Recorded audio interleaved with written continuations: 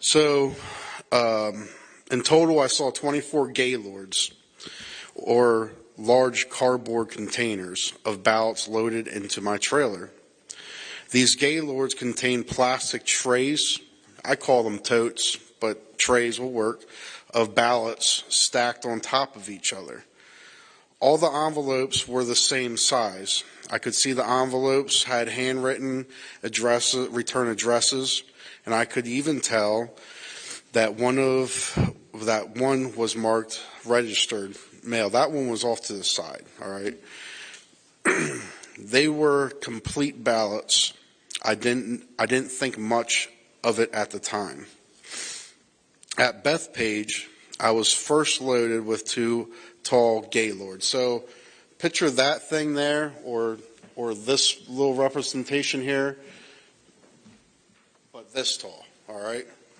So I was loaded with 2 tall gaylords, okay? And that were, where was I at? That had mixed mail pieces bound for Lancaster. These gaylords were loaded first because they would be the last off my trailer.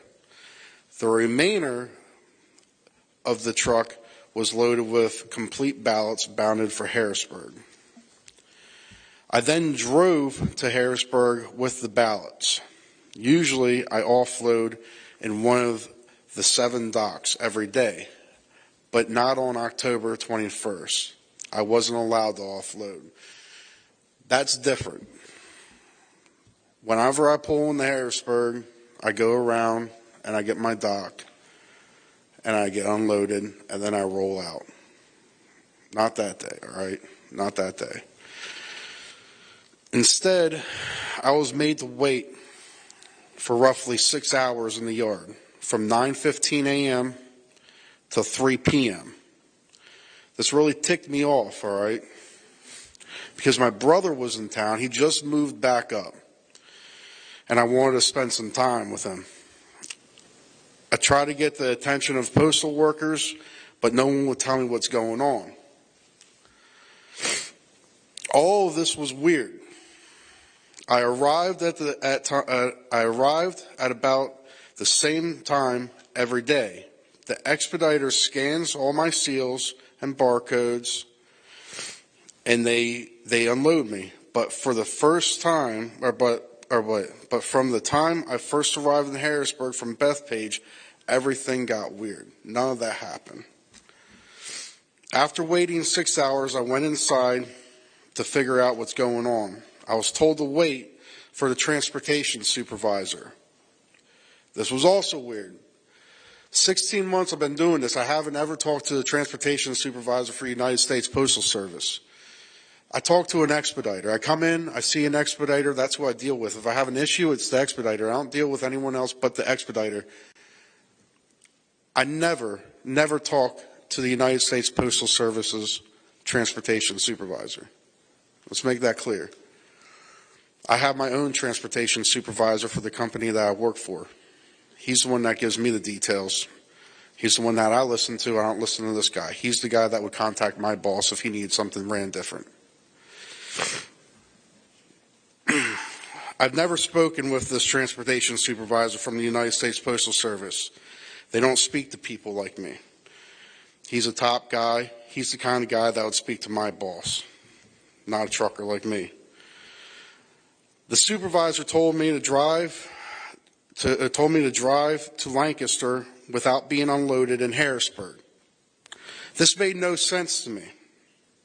I knew the ballots were loaded for Harrisburg, and that if I was to go to Lancaster, they would have to off-unload my those pallets in Lancaster to take off Lancaster stuff, to put the ballots back on the trailer, to send it back to Harrisburg.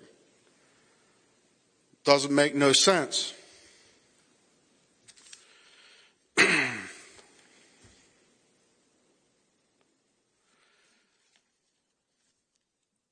This was a real screw up in my thinking.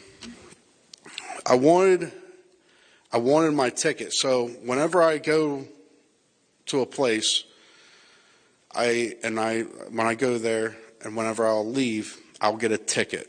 I'll get a ticket, a slip, whatever you want to call it. It's the date, time that I'm supposed to be there. It'll have my trailer number on it. It'll have how much I'm loaded. It'll have the seal number. It has my name. It'll have who was the expediter. So I wanted my ticket, my slip. I call them tickets. Some people call them slips, okay? And then because I was there for 6 hours, I wanted my late slip too, because I wanted to be paid for sitting in that yard for 6 hours. So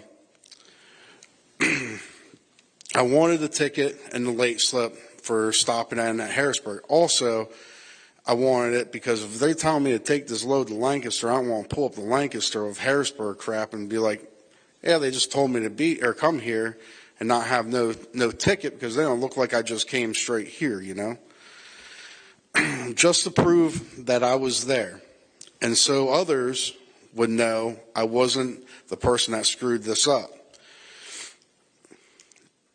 A ticket is always provided to a driver when they arrive at a United States Postal Service facility. It proves you were there. The transportation supervisor refused to give me a ticket and told me to leave. I then demanded he give me a late slip, since I wanted to get paid for the time I was sitting there. And waiting for them to offload me, he refused to give me that too. He was kind of rude and wouldn't explain anything to me. He just told me to go to Lancaster.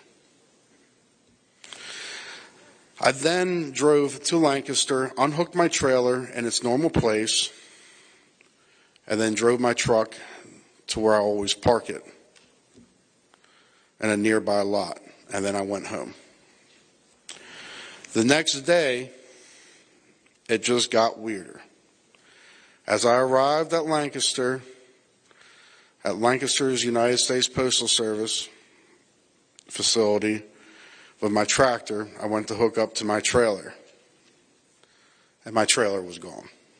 Not there no more. 10R 1440. Since I started driving that Bethpage route, I've always had trailer 10R 1440. I like that trailer. It was a nice trailer. I know you guys probably don't really know nothing about truck driving or trailers or anything, but the rear tandems, if you're driving light, the rear tandems the front axle will actually go up. Nice air ride. The doors on it worked great. Some of the trailers that place has, you could honestly put it on the back of a carrier and drop it off in the middle of the ocean and no one would worry about it. So that trailer I really liked, okay?